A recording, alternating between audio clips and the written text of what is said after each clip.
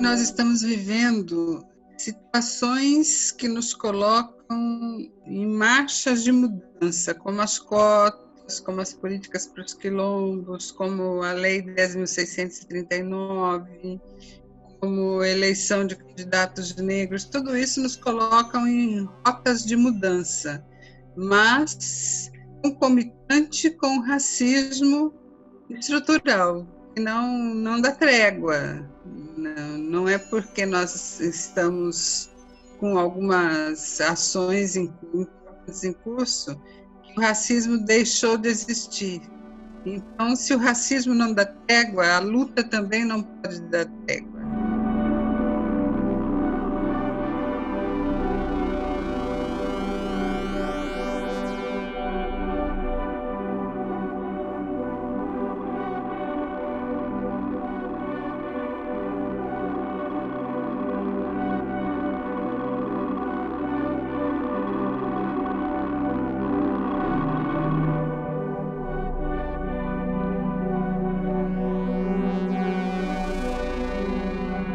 A criação da CEPIR, ela se dá a partir de uma negociação do movimento negro com o PT e demais partidos da coligação da época. Era uma reivindicação já antiga que existisse um órgão que levasse adiante políticas de igualdade racial no governo federal.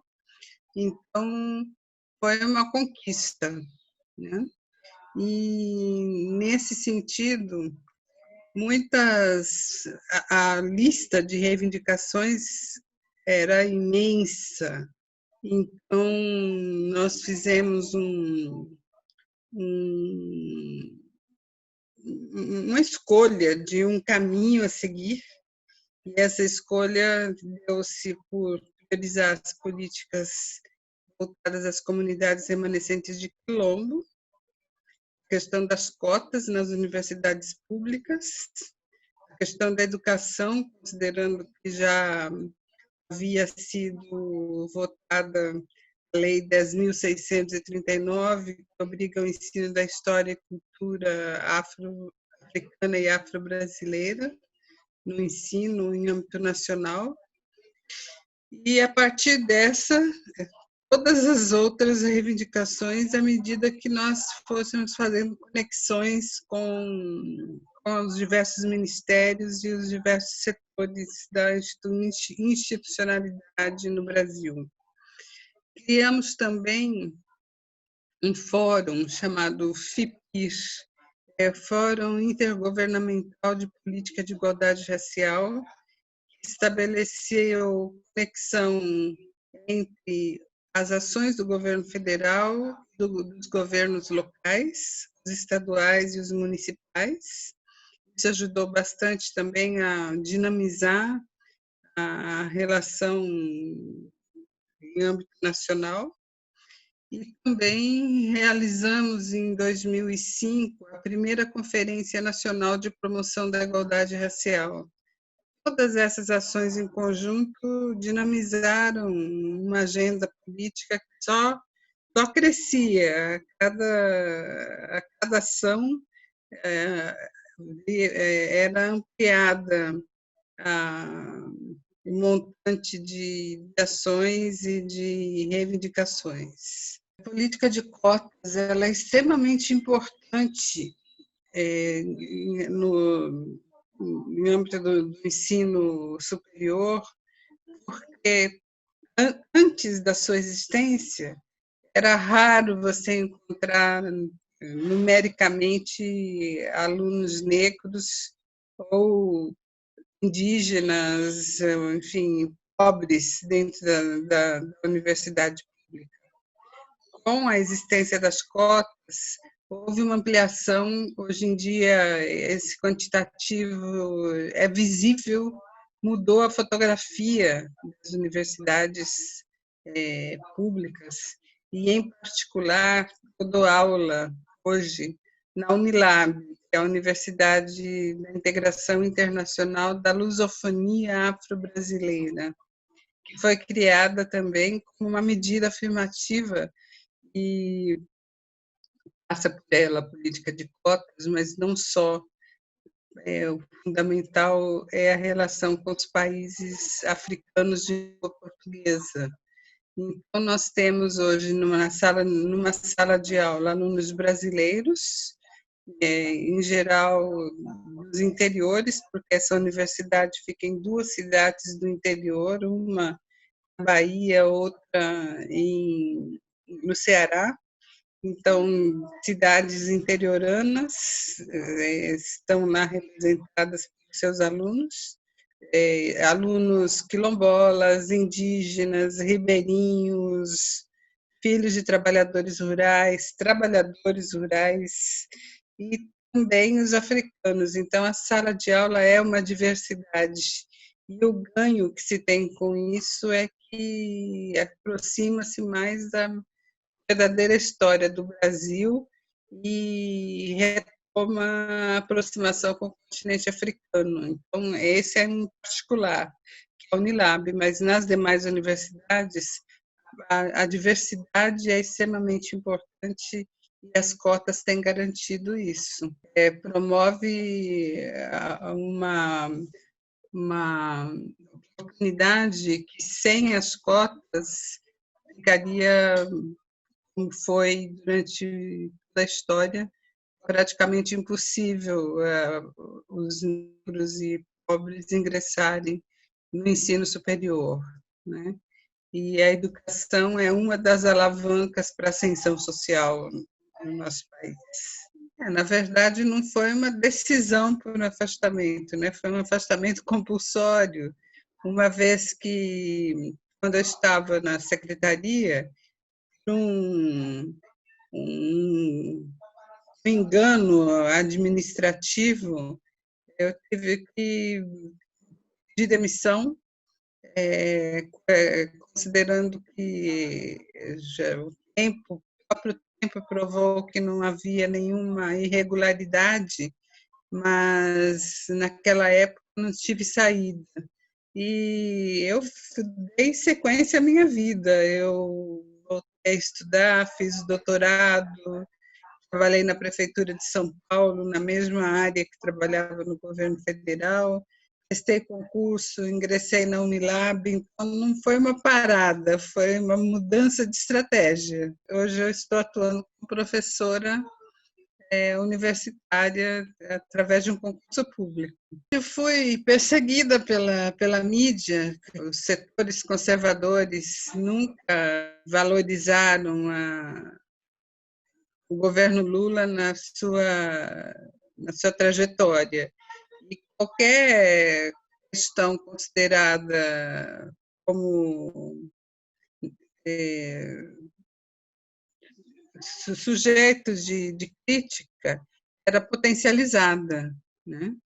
E no meu caso não houve uma irregularidade exatamente, e sim um erro administrativo que poderia ter sido sanado caso não tivesse uma perseguição midiática. Mas não foi diferente, foi isso que aconteceu e valeu o aprendizado e a passagem que eu tive pelo governo federal só potencializou a minha ação política. Todas as políticas executadas na agenda de igualdade racial estão enfraquecidas, não só de quilombos, como eu citei. Embora existam leis, tem a lei de cotas, o Estatuto da Igualdade Racial, a Lei 10.639, essas leis permanecem existindo, mas a execução, a movimentação, a dinamização das políticas arrefeceu, né? E o governo Bolsonaro é um governo que se coloca em oposição aos direitos cidadãos, aos direitos sociais cidadãos, a perda de direitos em todas as áreas, direitos humanos, saúde, educação, trabalho, são notórios retrocessos, né? E isso somando é, coloca-se em prejuízo à população, em prejuízo à população. E no que diz respeito à igualdade racial, um recorte na política pública, a perda é muito grande. O fato de estarmos numa pandemia, todos estão sujeitos, ricos, pobres, negros, brancos, todos nós estamos sujeitos a sermos infectados. Agora, os setores que mais padecem são os setores vulneráveis, porque tem menos acesso a bens e serviços, né? E com isso alastra-se, potencializa-se a doenças e situações de vulnerabilidade. É uma tendência presente em países em que a desigualdade se apresenta também do ponto de vista racial, né? Não só social. Escancara os contrários, né? Pessoas que têm maior acesso a tratamentos de saúde com melhores recursos tendem a coibir as doenças. E os setores que não têm esse acesso ficam vulnerabilizados. Essa é a lógica, né?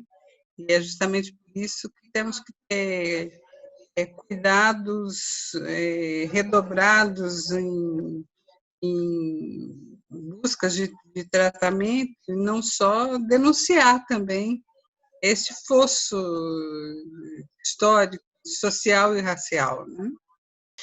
É extremamente importante, porque as campanhas de décadas para cá, as campanhas foram crescendo de maneira midiática, e isso tem custo. Candidaturas oriundas de movimentos sociais, oriundas de lideranças populares, são bem-vindas sempre, mas elas não vêm ganhadas de recurso para sua sustentação. Então, ter uma normatização para a distribuição de recursos de campanha é extremamente importante, porque cria maiores condições de participação desses setores menos empoderados, historicamente. É extremamente importante. Garantia de oportunidades, né? É fundamental que isso ocorra. Nós aprendemos, ao longo da atuação do movimento negro, de que temos que contar com o apoio dos partidos e de candidaturas das mais diversas em relação à questão racial, mas é extremamente importante que os negros estejam se colocando como candidatos, como candidatas, considerando aquela frase emblemática que nada de nós sem nós, né? Nesse sentido, é bem saudável esse crescimento de candidaturas, né? E no que diz respeito às mulheres negras, houve uma ação política efetiva para que esse aumento acontecesse. A partir da Marcha Nacional de Mulheres Negras, ocorrida em 2015, os setores do movimento negro e de mulheres negras passaram a entender que era hora de se colocar presente, se apresentando como candidatas. Então, as mulheres negras estão numericamente mais presentes por uma deliberação de atuação política. Não é naturalmente de crescimento, não. Depende muito da persistência e da manutenção do posicionamento político dos movimentos sociais para garantia desse espaço. Naturalmente, o poder no Brasil tem tem um perfil, é branco, é masculino, pessoas de mais idade. Então, estão fora os jovens, as mulheres, os negros, os indígenas. Esta é a lógica. Para quebrar essa lógica, é preciso ter determinação política e persistência na garantia dessa presença. Coisa que está para este momento eleitoral, mas deverá ter continuidade nos demais. As reações de movimentações sociais de comunidades negras depois nos Estados Unidos e no mundo recente, depois desses assassinatos, é bastante positiva, porque não dá para a gente ver injustiça acontecendo e continuar de braços cruzados. E os contrapontos em relação aos candidatos, aos políticos conservadores como Trump e Bolsonaro, essa a reação ela é múltipla, né? Ela não é só do movimento negro, mas é de setores que buscam a construção de uma agenda democrática. Então, eu acredito na soma, a soma de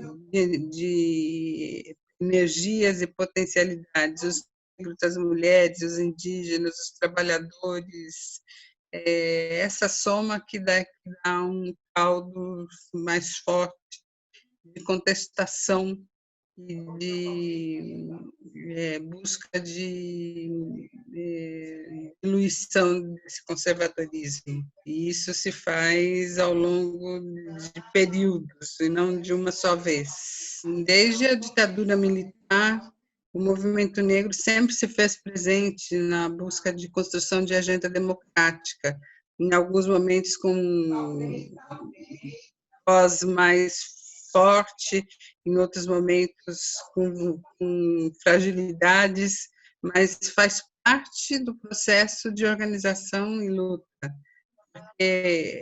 Se o racismo se mantém é porque ele é levado à frente pelos setores conservadores, setores de direita em especial. Então, temos sempre que nos colocarmos na reação e na busca de desconstituição do papel da direita. Muito importante, do ponto de vista simbólico e concreto, nós temos essa representação, né? Temos em cena pessoas que representam esses setores historicamente discriminados. Se nos Estados Unidos nós já tivemos um presidente negro e agora uma vice-presidenta negra, é possível sim que isso ocorra em tantos lugares, inclusive no Brasil, né? É importante ficarmos alertas para que este fato, que é muito significativo, possa se repetir muitas e muitas vezes. Ela não é linear, né? Ela tem altos e baixos, tem mudanças de rota, e é importante nos atermos a essas mudanças de rota e que essas sirvam para impulsionar lutas democráticas. O primeiro é que a luta é contínua, né? Mesmo que estejamos vivendo momentos de arrefecimento e perdas, isso não significa que será para a vida toda. Então, é importante reforçar as lutas democráticas e acreditar na máxima de que não há democracia com racismo, né? E para os próximos períodos, apostar no que já construímos. Nós não estamos zerados do ponto de vista de aprendizados em relação a políticas públicas democráticas, do ponto de vista da igualdade racial. Ter em mente o períodos de conquistas, a recuperação destes e ampliação. Essa tem que ser a lógica para a garantia de mudança. É sempre bom falar sobre esse tema. Uma das formas de combater é trazê-lo à ordem do dia, né? E é importante que seja feita em datas como 20 de novembro, mas em qualquer dia do ano, todo dia é dia de luta. O olhar atento aos atos racistas é o que faz com que as reações políticas ocorram e, com isso, possa ir sendo coibidas as atitudes racistas, né? É uma bola de neve, né? Está sempre em movimentação. Nós estamos vivendo situações que nos colocam em marchas de mudança, como as cotas, como as políticas para os quilombos, como a Lei 10.639, como a eleição de candidatos negros, tudo isso nos coloca em rotas de mudança, mas concomitante com o racismo estrutural, que não dá trégua. Não é porque nós estamos com algumas ações em curso que o racismo deixou de existir. Então, se o racismo não dá trégua, a luta também não pode dar trégua, né? É importante que os processos de luta e de presença de reivindicações alterar essa realidade façam parte do cotidiano da sociedade. Não se pode cochilar.